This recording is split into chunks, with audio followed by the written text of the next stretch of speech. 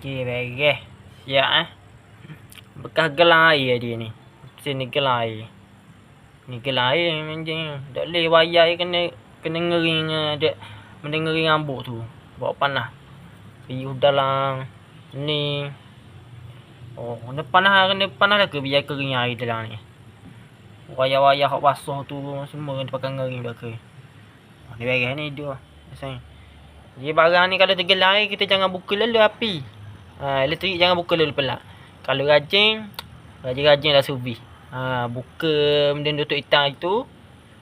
Buka tutup hitam, lepas tu cabut sel bergelar. Lepas tu ngering biar kering air mana ni.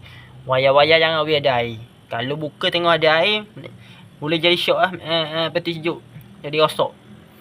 Awak gitu je. Buka je tokok hitam ni. Ni buka hak hitam ni, tengok dalam hak ada air kedok. Kalau ada air, ni buka sel bersih tu biar ngering, biar air kering. Air hak mana ada dekat tu kering.